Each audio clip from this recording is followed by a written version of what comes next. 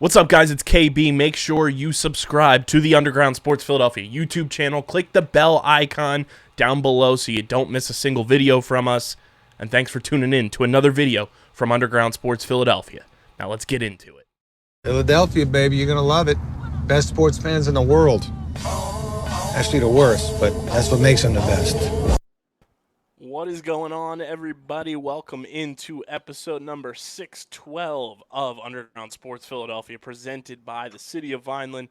KB coming at you from a hotel in Virginia as I'm on location for the PLL Championship Series, as our Waterdogs are competing to bring home a trophy for the first time repping Philly. I'm here all week, and Matt joining me as he does every single week as well.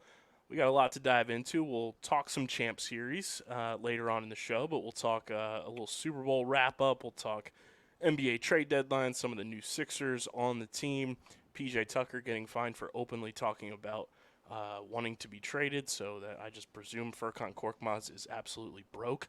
And then baseball is back. The boys reported today, and we'll talk a little hubbubaloo that's been going on in the baseball world today, from the absolutely god-awful jerseys to Rob Manfred announcing he's done in a couple of years, which baseball fans rejoice. But before we get into all of this, make sure you are following us on the socials at Underground PHI, Twitter, Instagram, TikTok, Threads, Facebook.com/Underground Sports PHI.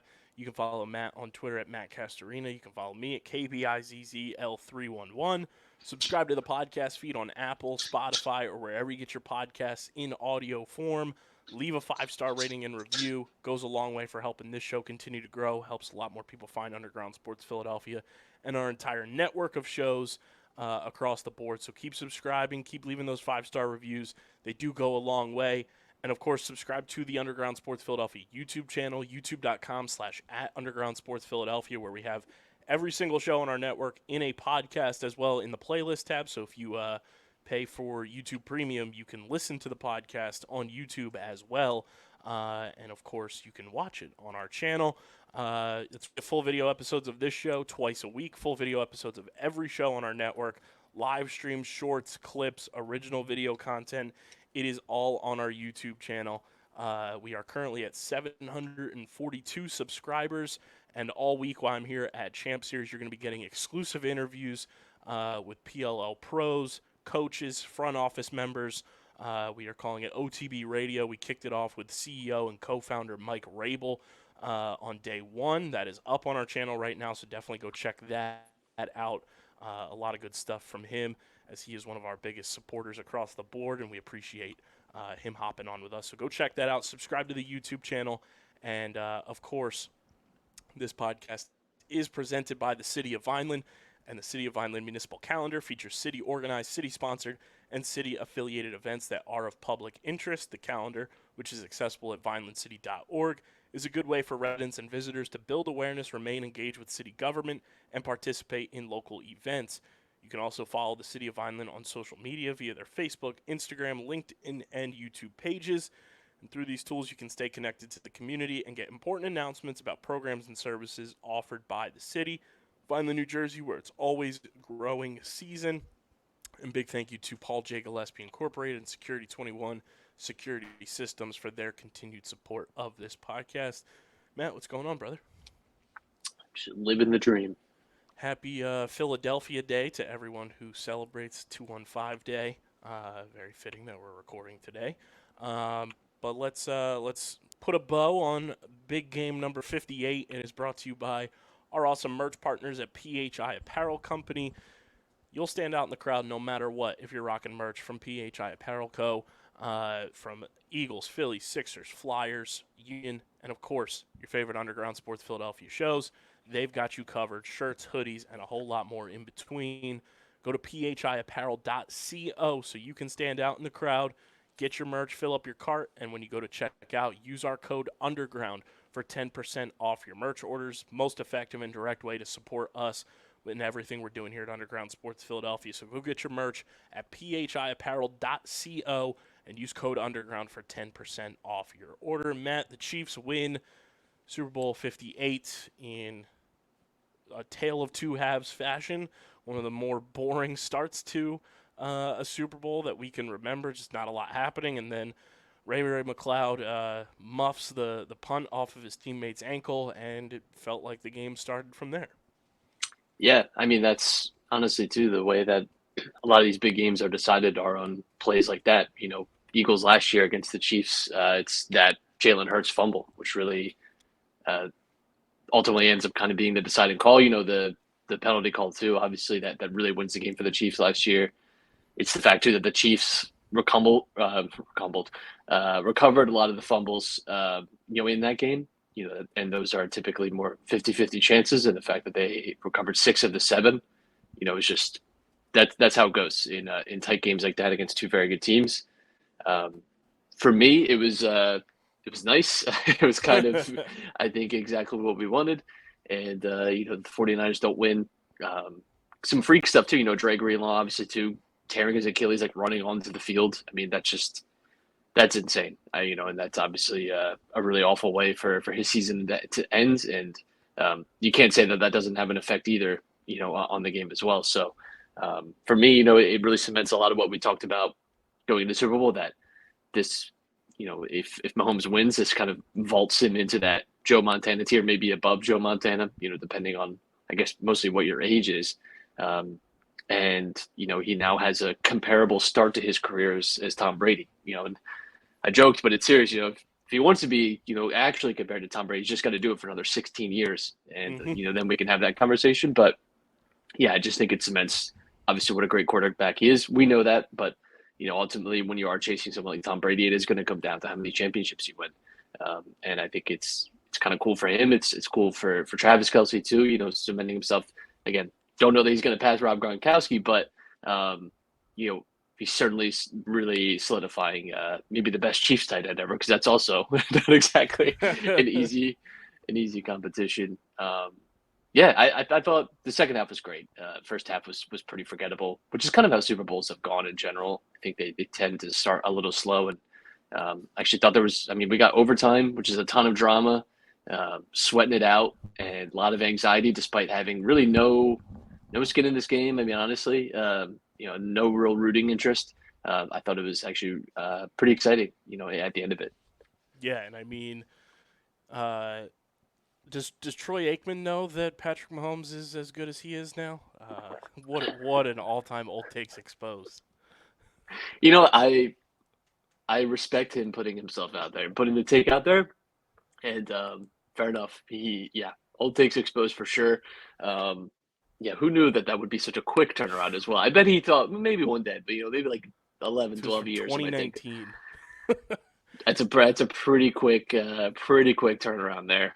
For anyone that doesn't know, Troy Aikman tweeted in 2019, the Athletic Kansas City put out an article about Patrick Mahomes having like X amount of Troy Aikman's passing yards in his career already, and he quote tweeted the post and said, "Come talk to me when he said, in case you missed it, talk to me when he has 33% of my Super Bowl rings."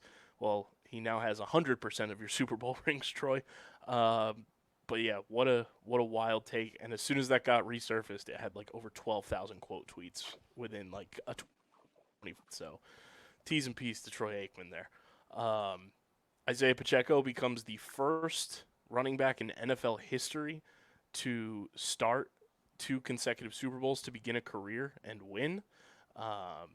First one ever, and that stat now lives in our hometown. Gets posted on Instagram by Bad Bunny as he had the Puerto Rican flag draped on his back.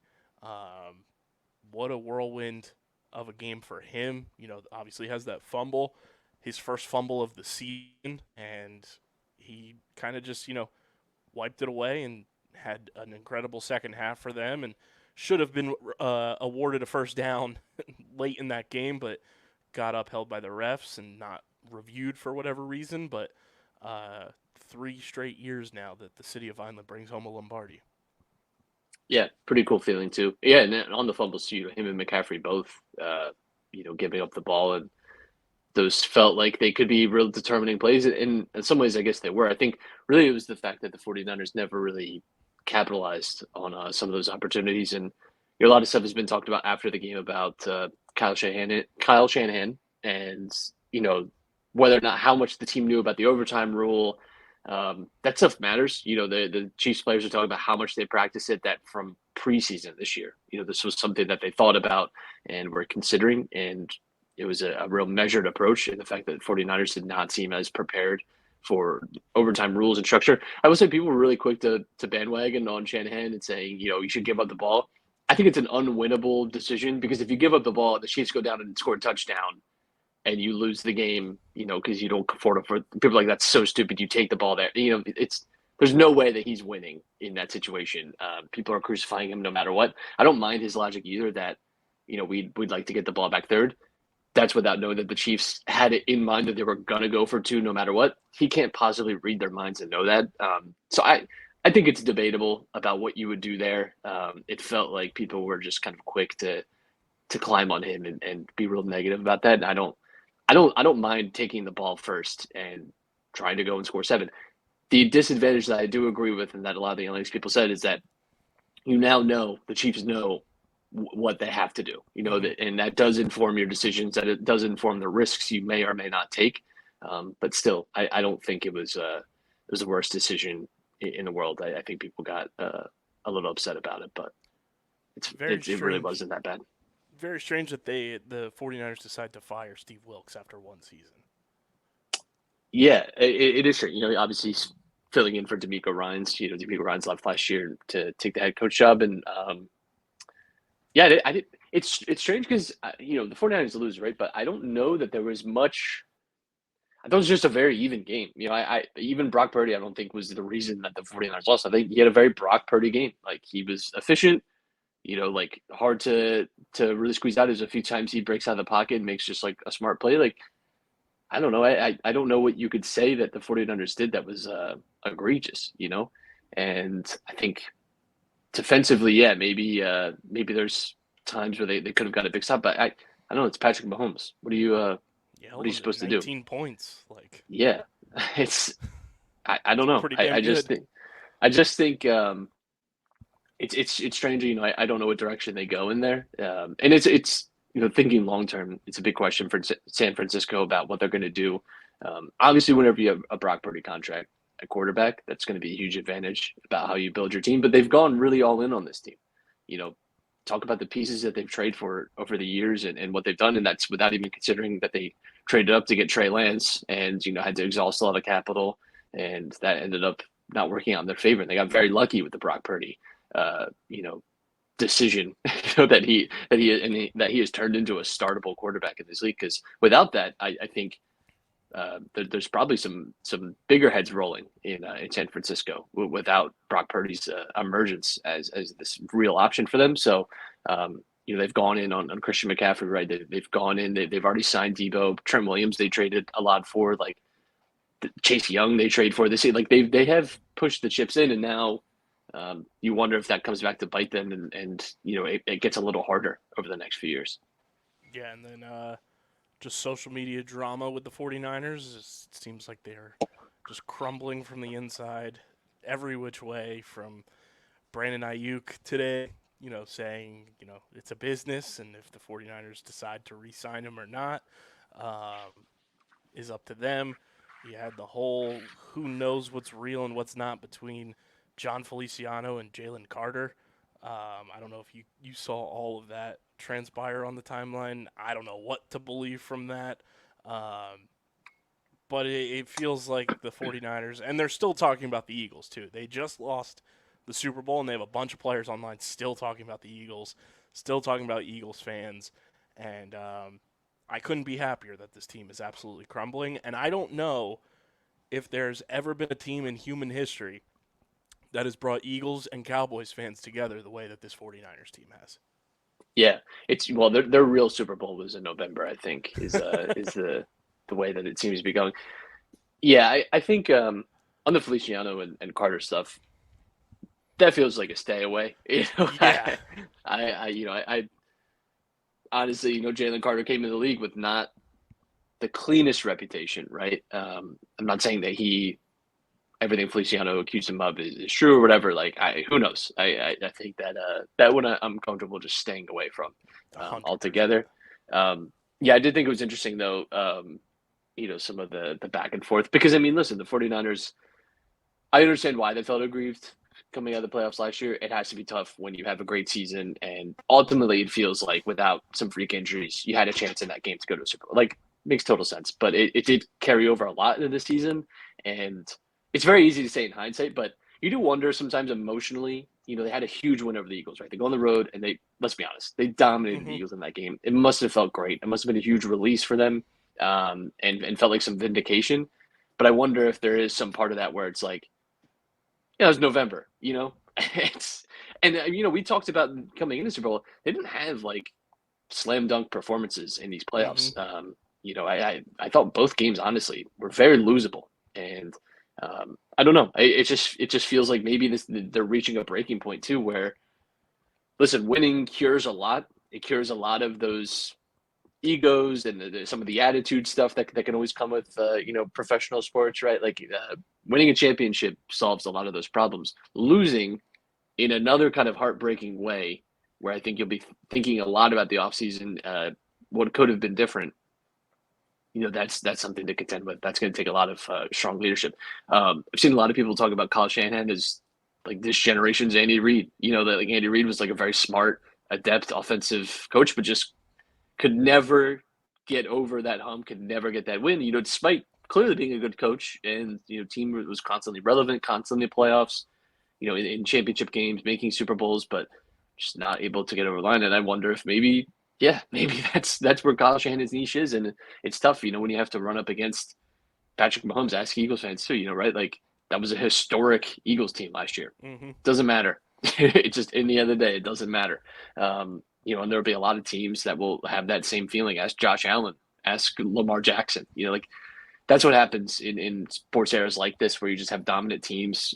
There's a lot of guys that got kind of their legacies could be so different. If it wasn't for some of these just miraculous dynasties and great players. Yeah, and I mean, on top of that, you had John Feliciano coming at one of his own players and talking about how he woke up hungover and that's why he started coming at him. So that was pretty hilarious to me as well. But I think the ultimate reason that the 49ers are crumbling from the inside out is that as soon as the Super Bowl was over, I would assume Nick Bosa let them know that it was an election year. Yeah, yeah. I think. I mean, it's crazy because Nick Bosa played really good in that game. And I think he was just very extra motivated. I think there was just there's if well, too. What I think it was Clark County that was pretty contested in 2020. So I think it was real personal for him. Real personal for him. Nick Bosa now in his career too, 0-2 during Black History Month. Well, there's that. That's just facts. I think that's pretty fair. Statistical facts and analysis right there. Um, the other weird news that broke Super Bowl morning and has now been disputed by the man himself. Weird report coming out that Hassan Reddick was granted permission to seek a trade. He then came out and said, "I never asked for a trade. I just know it's a business, but I'm happy at home and wants to get an extension done here." Very weird how some of these guys that are, and it came from Rap Sheet allegedly that he asked for the trade. But I was talking to some people, and apparently Hassan Reddick has a new agent from the last time that he signed with the Eagles 2 years ago. So my process on that is the agent was like, let's try to get as much money as possible so that I get paid, and got ahead of things before even talking to Hassan Reddick. It's totally possible. Hassan Reddick, though, at certain points of the season has talked about his contract and talked about those things. Like he's not necessarily been a church mouse on this. Mm-hmm. So And I I think think it's been more agents him are wanting willing to to take get some of the flack. extended. Yeah, I think he was Yeah. more willing to like try to get the Eagles to extend him when that report came out, because I think it was Jeff McClain that wrote it, and it came like during the preseason or something like that, if I'm remembering correctly. Um, but I think it would be smart of the Eagles to do what's in their power to get both Hassan Reddick and Devontae Smith extended and signed here long term. Yeah, absolutely. It gives you some clarity about what's coming up next. And man, I You talk about this conference. I think it's wide open for next year. I coming into the season, it really felt like Dallas, Philly, San Francisco were the three most likely representatives. One of those bears true. The other two, Eagles, just disaster of a last third of the season, and the Cowboys again just capitulate in the playoffs despite having a really good regular season, offensively and defensively too, especially um, can you say that that's the same next year? No, and I think there will be similar questions that we had coming into the year, where you have new coordinators in Philadelphia again. That's always a question mark. You're going to have a new coordinator in San Francisco. Dallas, I think no one is going to take them seriously during the regular season. And they have I a just new think, defensive coordinator. right, and you're not going to get, listen, you're not going to have, they'll probably have a good defense next year. You're not going to get that kind of defensive production. It's just not the way it works. You're going to hear a lot of Lions buzz, I think.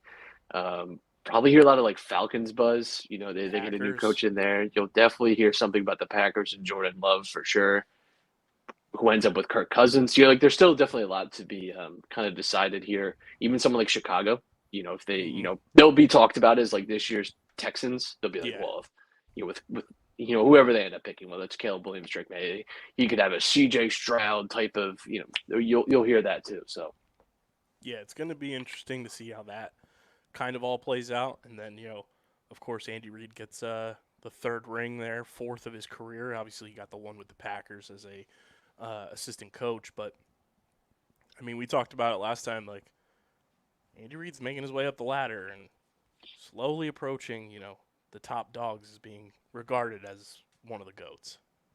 Yeah, absolutely. I think he certainly has to be, and so much is made of Belichick chasing Don Shula's record, and I think people have forgotten that Andy Reid has been in the business quite a bit of time too, and is attached to Patrick Mahomes, and that's we talked about if he just does 5, maybe 6 more seasons, he's right on that doorstep of and listen, they've won 3 Super Bowls in the last 5 years.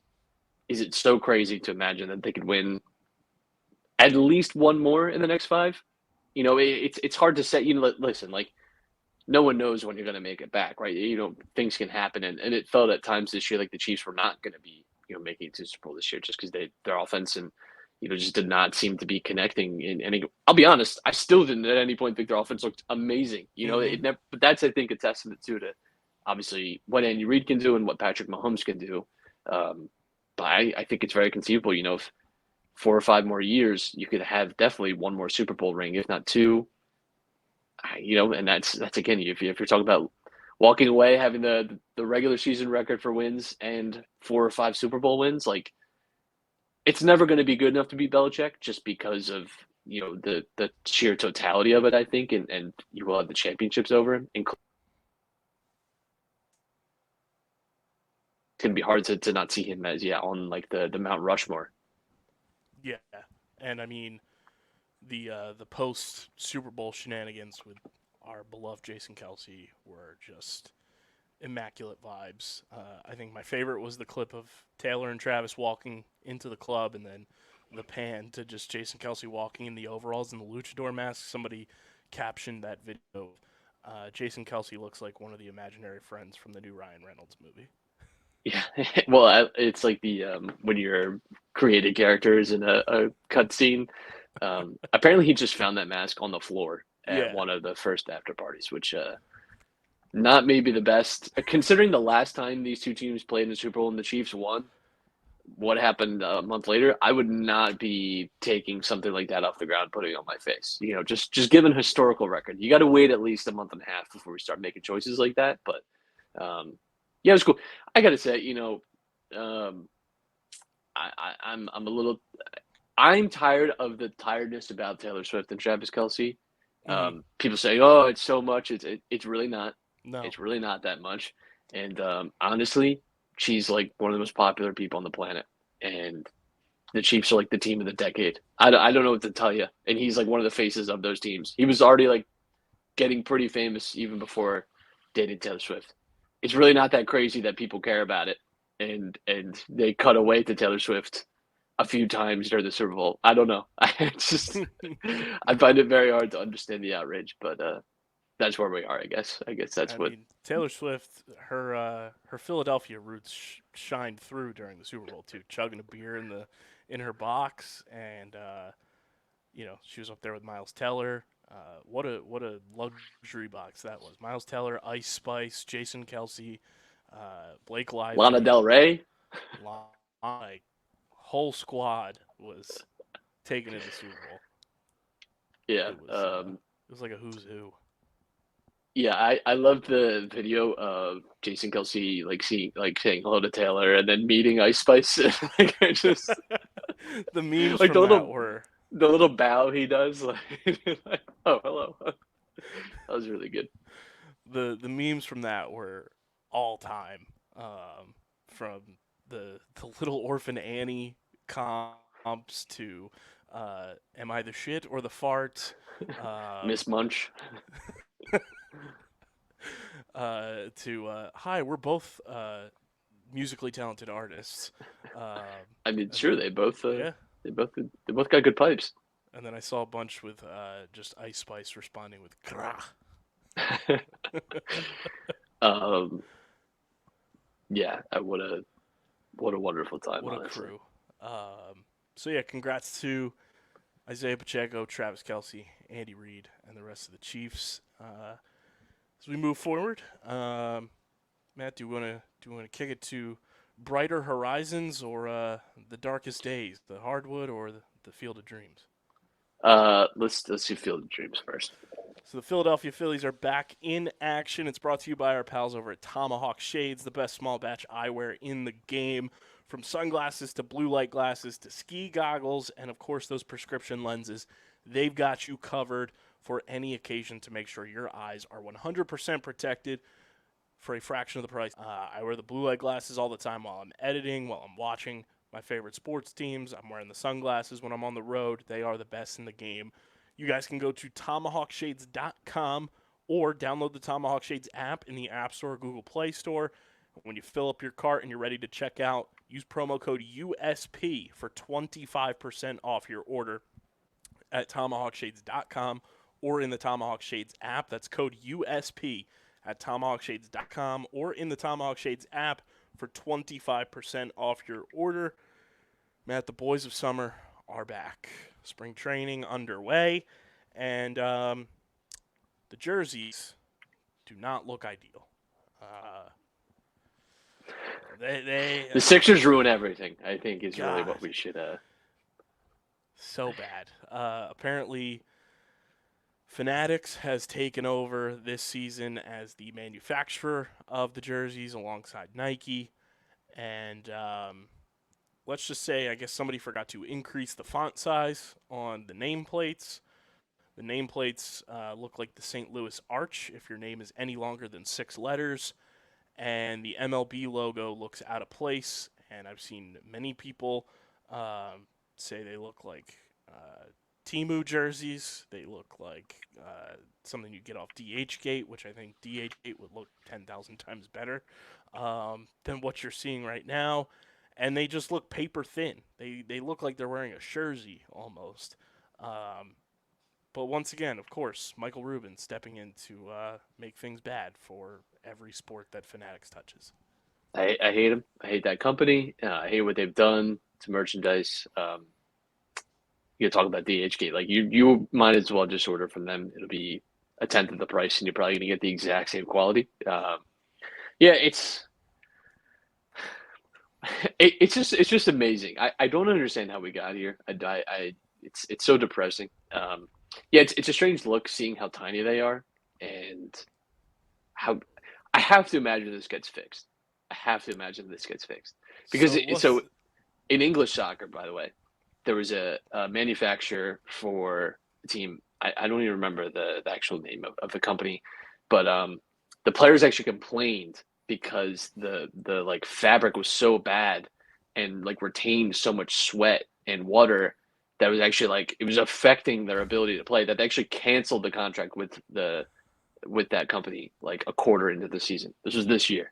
And So I wonder if maybe enough people just if we need the right people in the right positions of power. I will pay Bryce Harper whatever he wants to just get up and complain about it. And I think that might be all it takes to end our nightmare here. Well, there was apparently a banner notification on a lot of people's MLB apps today that the complaints have been so boisterous and loud and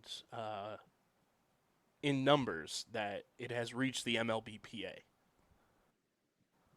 So hopefully the Players Association can get something done with Mr. Manfred, who today announced that he will not be renewing his contract when it is up in 2029.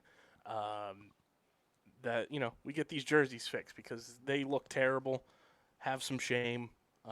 Who would have thought that we should have just stayed with Majestic like we had, and Nike stepping in because we didn't learn anything from the NFL jersey quality going down when Nike took over there. Just really, really bad. The Aaron Nola jersey that Destiny Lucario tweeted out, you have to take a magnifying glass to his name. It looks so small. So hopefully the MLBPA voices their opinion and steps up and says, "Hey, we need to fix this because they look pretty bad." Yeah. So hopefully they do. And really, I think we need to have we need someone. Listen, Joe Biden, if you listen to me, Dark Brandon, if you will. if there's something you could do to really secure my vote, okay, it would be the destruction of Fanatics as a company. And I actually think this is a bipartisan issue. I actually think you can get both sides of the aisle on this because it's affecting everyone no matter what. And let's just work together. I think this could be what really sows the divide in America is if we just hold hands. Doesn't matter what you believe. I think we can all agree that we can do better than Fanatics, and I think we need to work towards a better future. I think that you could run for political office just on that, and probably 100%. get a good amount of support. You could at least win a primary or something. Yes. You could at least probably do better than DeSantis did. I think. I mean, it's pretty bad when there's a whole Twitter account dedicated to posting the mishaps and just poor quality of Fanatics items that people have got sent to them. It's insane scrolling through that account and just seeing all of the mistakes and misspellings and 3 arms on jerseys that shouldn't be there. It's a disaster. Michael Rubin stinks. Maybe if he spent less money on that white party he throws every summer and put it into actual quality for the company that he runs, maybe we'd be in a better place. But that's not what Michael Rubin does, and that's not what Fanatics does, and they need to be abolished. Yeah, let's get it done. Like I mentioned, Rob Manfred today announced that after his contract is up in 2029, he will not be staying in place as the commissioner of baseball. Our prayers have been heard. There is a light at the end of the tunnel. It could always get worse. That's the thing. It could always get worse. So we do have to tread a little lightly, but you have to imagine it gets better, right? I mean, it's hard to imagine. First order of business is let's make baseball fun, and not this just walking on eggshells every moment. Let's make our players marketable. I've seen a lot of people online saying, throwing my hat in the ring for Chase Utley to be the next commissioner of baseball. No, because I like him too much, and I would not want him subjected to that much hate. It's bad enough that all of New York hates him. We can't have the whole country. I feel like it would work if it was a former player though, that has been around in the front. It sucks that he just went back to the Dodgers, but I feel like Raul Ibanez was poised to be a legit candidate to potentially be the next commissioner. Yeah, it kind of has to be someone that, with all the commissioners, it has to be someone that all the owners want to schmooze with and are fine with taking to dinner, and also don't respect though, because they see them obviously as lesser than them, and just as like their little meat shield that takes all the grievances for the public. And they do get paid well for it, but so yeah, it's pretty. Let's be real, it's a thankless job, and whoever gets it, everyone is immediately going to hate, no matter what. It's like being the majority House Speaker or minority House Speaker. Everyone hates you. Everyone hates you. Literally everyone. Even people that vote for you hate you. So there's not much winning as a commissioner of a sport because you're doing the bidding of a bunch of billionaires, and naturally, it's gonna be unpopular. You're Yeah. gonna have some hard sells, and I think that's just what you have to accept. I gotta know if they do some like how the Pope is it white and black smoke. How do we announce a new commissioner in baseball? I forget what they did with Selig stepping down and retiring. But Well, we need something. you could have like those gender reveal things, right? Where like usually the dad like takes a swing on the baseball bat if it pops blue or pink. You could do that just with a commissioner, right? So just get I don't know, get Mike Trout, just put him over a plate and just toss a ball at him, have him smash it open, and if confetti comes out, we're good. We got a new one. If he just leathers it and it breaks open like Sandlot, nothing. Come back the next This day. feels like it could be like an intermission round of the home run derby in 2029. Yeah, yeah, I could see that. Yeah, when's our first gender reveal during a sports game? When are we when are we gonna cross that matrix? So Manfred's out, but you know who's back, Matt? 2014-2015 Phillies legend David Buchanan is in camp with the Phillies in the year 2024. A name that I haven't heard in many, many moons. He was once in a rotation alongside Jerome Williams and Aaron Harang during the darkest days of Phillies baseball. But he's back, and for the last 3 years, he was in the KBO, the Korean Baseball Organization, and had pitched to a 3.02 ERA over the last 3 years in Korea. He also pitched in Japan, I believe, after he left Major League Baseball. I feel like it's one of those why not type of moves. If you're pitching that well and on a consistent basis in one of the top 3 leagues in the world, uh, you try and take a flyer on that. I think he's like 34 years old, so he is now the oldest player on the Phillies and supplants that role from Zach Wheeler, who is a brisk 33. Um, Apparently, the Phillies are trying to get Zach Wheeler's extension done before the end of spring training, which is nice. And then the other big news is that the Phillies are allegedly interested on a short-term contract for one Jordan Montgomery. If they can get him on a 1 to 2 year deal, they would consider themselves in. I would consider myself in. In. I mean, come on. We're not going to sign someone with the last name Montgomery. Right. We're not going to do that. Come on. Let's be smart here. Pay a little homage to the roots of this team. It does feel like the Bryce Harper Machado offseason where your big 3 free agents from last year are still on the open market. There's been like close to no rumblings of where they could potentially sign, and spring training is here. Yeah. I mean, it's crazy how fast the baseball offseason moves, every year it's the same thing, but every year it also catches me by surprise. I'm truly a baby playing peekaboo. I forget every time. And then there I am again. It is crazy that we are about a month and a half away from opening weekend, and obviously March 30th will be our live tailgate podcast. We're running it back Saturday, March 30th against the Braves. Be there, so that's quickly approaching, which is fun. The season tickets dropped in the app today, which was fun to see all of those load in. And I mean, if the Phillies can get Jordan Montgomery, I'm feeling really good about this rotation. To have Yeah. Wheeler, Nola, Montgomery, a full healthy season, hopefully from Ranger Suarez, and a rebound year for Taijuan Walker, that's a really good rotation in a what feels like kind of wide open National League. Sure, you have the Dodgers as the big bad wolf, out in the West, but what have they done in the playoffs?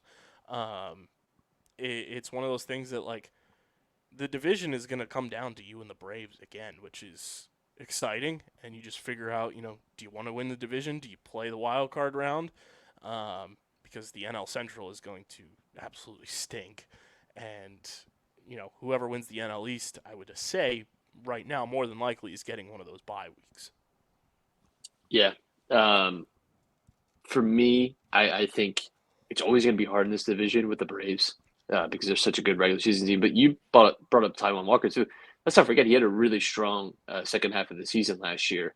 I mean, he was maybe our second best pitcher down the stretch, honestly, during the regular season. Obviously, he didn't get much time during the playoffs, which he was not happy about himself. But yeah, I do think nominee. Right, like I do think that there's something there, and Suarez too. Came to the year injured, and you're kind of off and on, and you ended up playing well down the stretch too. But hopefully have him healthy. Yeah, I think there's a lot to be positive about there. And I mean, you get a full swing of JT and Trey Turner in spring training. You'd assume Trey Turner is not going to have the first half of a season that he did last year and need another standing ovation to get going, but that's an improvement right there. And then, knock on wood, you have a full season of Bryce Harper and him playing first base for you to really lengthen your lineup and have guys in the outfield that belong in the outfield and keep Schwarber at DH, which makes your lineup that much more potent. To where, like, you should be able to hang with the Braves and be competitive with them because, let's be honest, like, does the Braves rotation outside of Spencer Strider, like, scare you? I don't really get too nervous. Like, is 36-year-old Chris Sale supposed to be the savior of the Braves rotation? Like, their rotation's pretty old outside of Strider, and, they haven't really been known to go deep into games either. The Braves pitching is still a big question in terms of just, like, competitive balance in the National League, to where the Braves and Phillies lineups, you should be able to go, swing for swing with them. Yeah, I agree, except that history has shown us that the Braves are just better at the regular season than the Phillies are. I don't know what it is. Maybe this year it does change. Now, what you just talked about, if you get to a playoff matchup with the Braves again, that's where I think those matchups are a little more important. I just think the Braves, they obviously had a historic offensive year last year in the regular season. Is that necessarily going to be the same? Who knows, right? Acuna maybe is or is not one of the best players in baseball right now, right? I mean, honestly, like he could have another great year like that. It's totally within him. I kind of believe that they are just a team, and they have for most of my life have just dominated the regular season and have won this division. And the Phillies, I think it might just be more of the same this year, where they have a slow start. We're kind of frustrated with this team the first month and a half of the year, and then once June comes around, they start to pick up the pace, and they turn on one of the best teams in baseball, and that just seems to be the way they go. I mean, there's questions about the Phillies too, coming in the year too, about some of the outfield stuff. JT's a year older.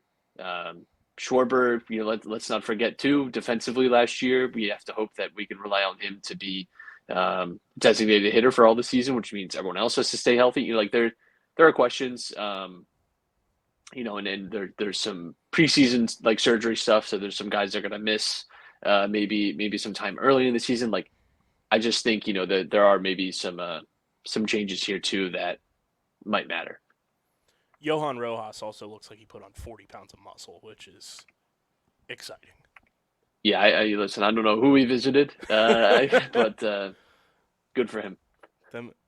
He put the DR in Dominican. That's for sure. He went and saw some sort of doctor Absolutely. to get swolled up. Matt, it is our favorite time of the year though because it is fully loaded. I have the Phillies promotional schedule. It's the best time of the year. So things get started for the fight-ins Thursday, March 28th, 3:05 against the Braves. Opening day giveaway. All fans get a Philly scarf. And then obviously on Saturday, March 30th, it is not a sponsor for us, but McDonald's opening night T-shirt, which features across the front the Fightins. I hope on the back it's somewhere says said. That would be hilarious. Moving right along in terms of promotions, still catering to the kids. On Sunday, April 14th, kids 14 and under get a sleeveless Phillies hoodie. Then on Sunday, April 21st, it's the Fanatics' birthday. Kids 14 and under get a pair of Fanatic mittens. And then on, this is interesting, Mother's Day game this year, night game, Sunday night baseball against the San Francisco Giants, who could be late night with mom. Okay, mom's night out. Women 15 and older get a pink Phillies bucket hat. Looks pretty nice. And then Friday, May 17th, all fans, Bryson Stott bobblehead night. Looks absolutely awesome. He's got the powder blue jersey on.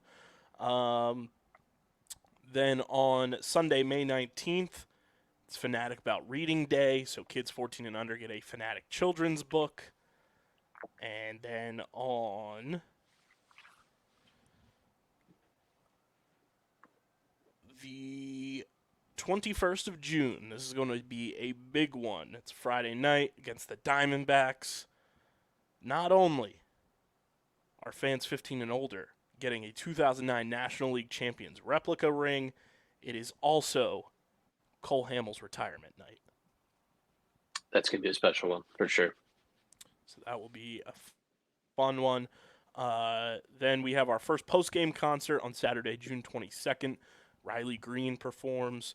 And then on June 23rd, which is Father's Day, men's 15 and older get a Phillies hat, which features the throwback logo. Looks very nice. First fireworks game is June 27th, and June 28th will be the fireworks games against the Marlins. This is the one that drives me crazy. Obviously, they're catering to the kids in a lot of ways. But on Thursday, July 11th, 6:05, it's obviously a throwback Thursday game, so the Phillies will be wearing the powder blues. It's 1980s retro night. This should be for all fans. Kids 14 and under are getting a Phillies bullpen cart replica. I mean, come on. What are we doing here? Why are we not catering to all fans? Something's got to give. On Friday, July 12th, it's Phillies Sustainable Cap presented by PGW, so everyone's getting a hat that night. And then July 27th, Cascade post-game concert. Then on July 28th, it's a Sunday, Philadelphia Water Ice Kyle Schwarber Schwarbomb Beach Towel for kids 14 and under. This one's just absolutely fitting and hilarious that when the New York Yankees come to town, I believe. Oh, no, I'm sorry. It's against the Marlins. I thought it was the Yankees. It was Italian Heritage Night. That would have been just absolutely fitting for Phillies Yankees. Hall of Fame weekend is against the Nationals on Saturday and Sunday, August 17th and 18th. Star Wars night fitting against the Astros. Then you have the final couple ones here. Giant Family Day on Sunday, September 15th. And then Fan Appreciation Night, Wednesday, September 25th, 6:05 against the Cubs. I'm sure a bunch more will be added in there, but I know a lot of people complaining about the promotional schedule being that no dollar dog nights are listed as of now. Well, I mean, let's get that together. Let's figure that out. So yeah, the Phillies promotional schedule is out. Definitely checking that out for sure. But yeah, Jordan Montgomery, in your opinion, what do you think it has to come down to for Dave Dombrowski and John Middleton to sign that check? Obviously, a 1 to 2 year deal is what was the report, but I'm comfortable giving Jordan Montgomery 2 years, $60 million. Well, he's had injury history, right? I think so. Zach Wheeler Zach Wheeler also, I think there are some similarities. I think Montgomery's a little older though, than when we signed Zach. But I listen. It's not my money. Mm-hmm. We've we've seen this guy pitch in big moments. There's no guarantee, of course, right, that he's that same guy. But listen, I think you know what this team needs is that top end talent to win in October, and go for it. I think for me, there really is no restriction. I wouldn't be signing him to like a 4 or 5 year deal, and it doesn't sound like that's maybe his market either. But yeah, I think really, I don't know what's stopping this team from spending money, because I think they're close. I think it's worth putting the chips in when you feel like you have a roster this good, and you have Bryce playing the way that he is, and he's going to be more healthy than he was last year. It's still unclear to me what is going on with that elbow. I think that's one of the greatest questions of my lifetime. Is I don't know what kind of Mormon magic got worked onto that elbow, but I'm a little afraid to even ask. But yeah. Yeah, I mean, Jordan Montgomery just turned 31 in December, so I mean, he's still in his prime, I would say. I think his injuries came when he was on the Yankees, if I'm not mistaken, early in his career, if there were any. But I mean, he just proved that he can win in the postseason, won a World Series with the Rangers, and it adds another left-handed pitcher into your rotation to where you can kind of balance it out and go Wheeler, Montgomery, Nola, Ranger, Suarez, Taijuan Walker, and go right, left, right, left, right, which the Phillies haven't had in years. So that would be kind of nice to be able to throw opposing lineups off balance every now and then. Right. I'm just looking at Jordan Montgomery's potential injury history. I could swear that he had some 20 injuries. 2018, he had Tommy John surgery. Yeah. Which, I mean, at this point, Zach Wheeler had Tommy John in 17? The same time? Yeah, 17, 18, around that time. And I mean, Jordan Montgomery has seemed to have just gotten better with age, just like Zach Wheeler. So I think the thing, too, is they're trying to get the Wheeler extension done first. That's their top priority. And then once that's done, they'll move on to seeing what the market is for Jordan Montgomery, Blake Snell, Cody Bellinger, and the likes. But hopefully that gets done and they can add Jordan Montgomery to the mix because I think he'd be a welcomed addition to this rotation. And I've seen a bunch of people say the longer this goes on, the better it is for teams to sign them because their agents are going to be like, all right, we got to get them on a team and get them into camp and have them ready for the season. It kind of also reminds me of when the Phillies were going after Jake Arrieta, where it took them until March to sign him.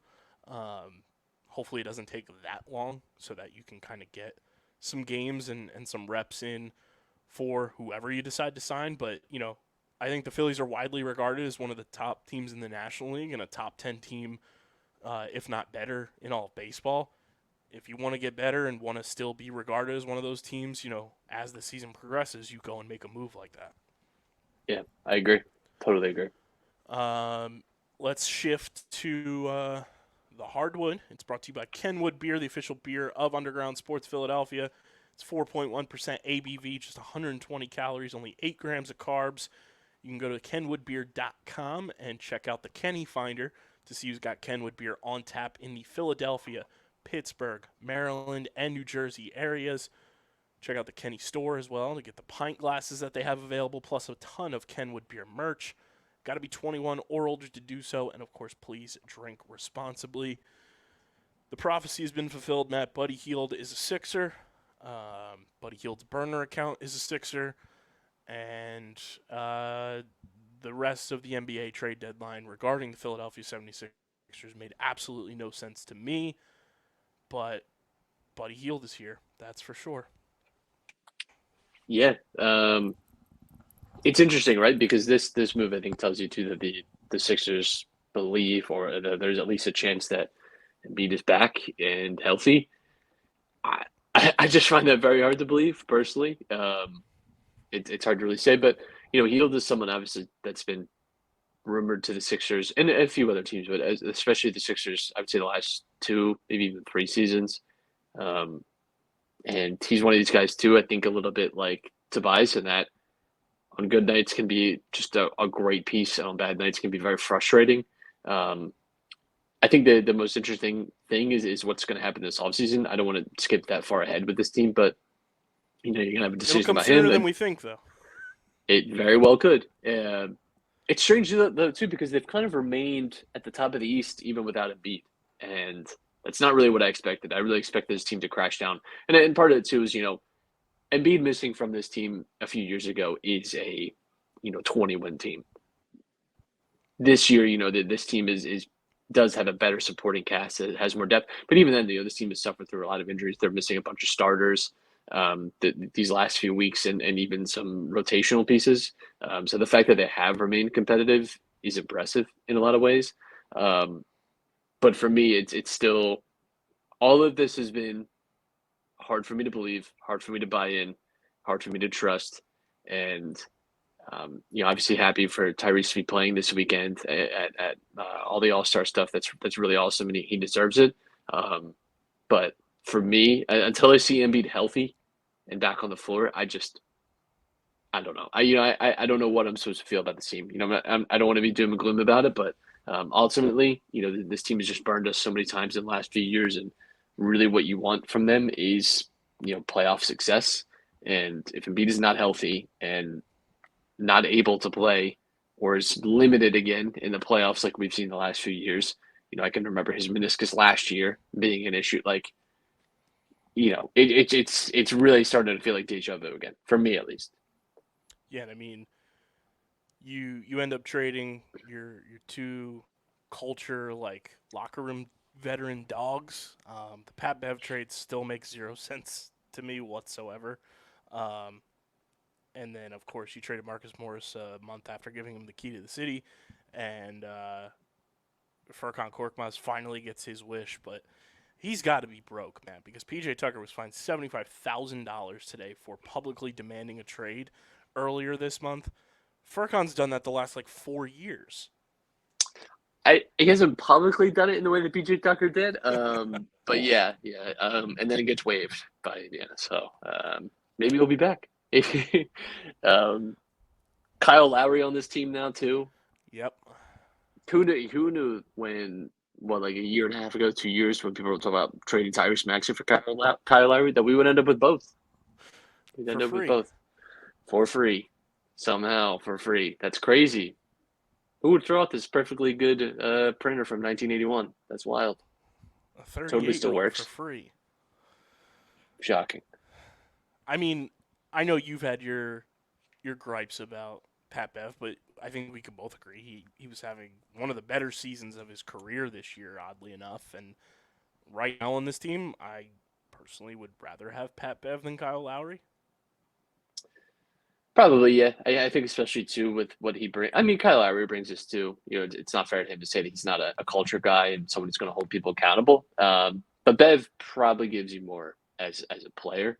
I would say, off the court stuff, probably similar realms in terms of leadership and experience. So, Kyle Lowry isn't like a complete waste, but I mean, let's be real. He's kind of washed this year. It's tough to see him making real impact on this team, but there could be a surprise. There could.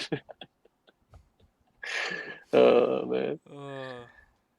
Yeah, Kyle Lowry's here. It just felt like the report came out too that Daryl Morey called the Suns and the Lakers to inquire about LeBron, Bradley Beal, Kevin Durant. What are we doing? I am looking forward to a full summer of LeBron speculation and where he ends up. And, we'll see what happens with Bronny, too. USC not looking great. It's kind of crazy, because Caitlin Clark is potentially going to break scoring record tonight, right? It is kind of crazy, the switch in the last year in terms of, the popularity, men's college basketball, I would say in the last decade has slowly wound down And it was strange because we even in the one and done era, there was always kind of an exciting team, and I don't know why it is because it's not like the G League now is like taken off, Mm-hmm. like we expected, and that was going to be the death of college basketball. There's something about it now that I don't know what it is. Um, there's just not that excitement. There's no Caitlin Clark type of start. We haven't had one since Zion. Even before Zion, I don't know, Anthony Davis. Like it doesn't feel like we're getting these big stars, in the way that we used to in on the college side of it. And I don't know where that is, but it is interesting to me that we're losing that edge. we're losing that spark that I think college basketball brings, which is just there's usually one or two like real dominant players that are fun to watch, and it could just be this draft class, but Yeah, I it's just agree. not that. Zach Edey is not fun to watch. Yeah, he's obviously a very good player, but like let's be real, he's not primetime ESPN type No. of player. You know what I mean? Like he is not And that type of Purdue's guy. going to lose in the first weekend anyway. No, they're on the Virginia path. They're winning. That's how this goes. The only other time that a one seed has lost to a 16 seed, they went back the next year and Yeah. won the championship. So I'm sorry to say, but that is who I will be penciling in for my bracket right now. Which we will have our underground bracket challenge releasing in the next couple of days too, for you guys to all join in. Man, is that like 4 of the best days of the calendar year? Is that opening weekend? Yeah, it's definitely Like, it is up there. it's opening day for baseball. I think it's the first NFL Sunday, Christmas It's Day, Christmas NBA. Day, just Christmas Day in general, honestly. But True. yeah, I actually think it's probably my favorite sports day of the year, or days. But just wire to wire action, a lot going on, just every kind of story you could ask for. It's honest. It's the best. It's the best stretch that we have. As soon as that music hits too, you are just locked in. And I've been saying this the past couple weeks. Everybody out there, here's your early advice. March 21st, 22nd, take off of work. Do yourself a favor, treat yourself. Enjoy a 4-day weekend, I should say. And just like bathe in the glory of opening weekend of the NCAA tournament. Yeah, no Jim Nance this year either, though. So we're gonna It's a have to. bummer. It's big. It's a big change. Who did they announce? Who's taking? Is it? I think it's Ian Eagle is taking over. I remember I'm sure listening his to a son podcast is last doing year. stuff too.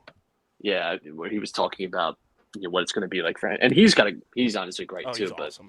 obviously Jim Nance has been like he's the voice, right? So it's always going to Mm, be a big task. But Ian Eagle is really good, so I'm yeah, I'm happy to have him. He has those great like kind of one liners and stuff. yeah. So I'm looking forward to it. He is. He's like the buttoned up version of Gus Johnson. Like Gus Johnson just lets it fly. Yeah, Ian Eagle has those moments, but it's very like suit and tie. he's a little more polish on there. He's very Syracuse. Yeah, It's that definitely. Syracuse journalism school right there.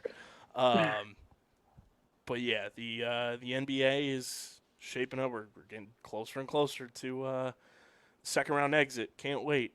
Last bit here, the Waterdogs are 1-0 in the PLL Championship Series so far. They took down the Utah Archers last night. Big time win. Lucky enough this week too that we are doing interviews on site, and we kicked it off with CEO and co-founder Mike Rabel, and we have PLL app integration. So we have an XP code if you download the PLL app in the App Store or Google Play Store, and you go redeem a code. Click that redeem code option and type in OTBPOD, OTB Pod. You get 500 XP points on your PLL app account.